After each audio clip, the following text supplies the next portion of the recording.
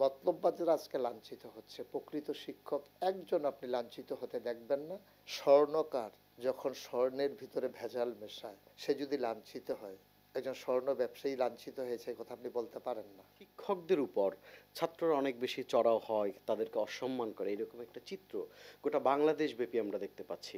আপনি একজন শিক্ষক তুল্য মানুষ এবং শিক্ষকও বটে। সেই জায়গা থেকে এদের উদ্দেশ্যে কি বলার আছে আপনার? আপনি সুন্দর একটা কথা বলেছেন।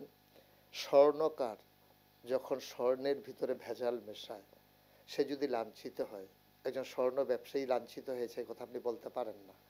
আপনাকে বলতে হবে যে একজন ভেজাল মিশানো মানুষ সে লাঞ্ছিত হয়েছে। শিক্ষকতা একটা মহান পেশা। ওরা জাতির ভবিষ্যৎ বিনির্মাণে তারা কারিগর। সেই কারিগর যখন ভেজাল মেশায় তখন আর শিক্ষকতার মহান পেশায় তাকে মানায় না। যখন তিনি তার নিজেকে গা ভাসিয়ে দেন অন্যায়ের সাথে, আপোষ করেন যখন এই পাপ পঙ্কিলতার সাথে, তখন সেই মহান পেশার মানুষটি হয়তো চাকরি ক্ষেত্রে তিনি শিক্ষক, আদর্শগতভাবে তিনি শিক্ষক আর থাকেন না।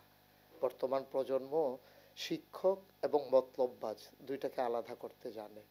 মতলববাজরা আজকে লাঞ্ছিত হচ্ছে। প্রকৃত শিক্ষক একজন আপনি লাঞ্ছিত হতে দেখবেন না। বরং আমি এমন দেখতে পাই যে প্রকৃত শিক্ষক এই মেধাবী ছাত্রদের কাছে এবং বৈষম্য বিরোধী আন্দোলনের যারা মহানায়ক, নায়ক, তৃণমূল পর্যায়ের যারা কর্মী, আমি দেখেছি ওরা মানুষকে শ্রদ্ধা করতে জানে, ওরা ভালোবাসতে জানে, ওরা শিক্ষকের মাথার ধুলো মাথায় মাখতে জানে। তাহলে শিক্ষক আজকে লাঞ্ছিত হচ্ছে না। যেভাবে সোশ্যাল মিডিয়ায় অথবা ইলেকট্রনিক্স মিডিয়ায়, প্রিন্ট মিডিয়ায় আসতেছে যে শিক্ষক লাঞ্ছিত হচ্ছে ছাত্রর হাতে, আমি বলি না, ছাত্রর হাতে লাঞ্ছিত হচ্ছে একদল মতলববাজ, যারা নিজের স্বার্থ, নিজের আখের গোছানোর জন্যে, নিজের পদ পদবি পাওয়ার জন্যে ক্ষমতাসীন মানুষের পদলেহন করতে তারা এক সেকেন্ড দেরি করে না।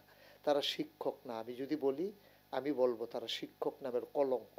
আর এই কলঙ্কিত মানুষগুলো লাঞ্ছনার শিকার হলে তাইলে যারা প্রকৃত শিক্ষক তারা শিখবে যে কখনো পদলেহন করে মর্যাদা পাওয়া যায় না।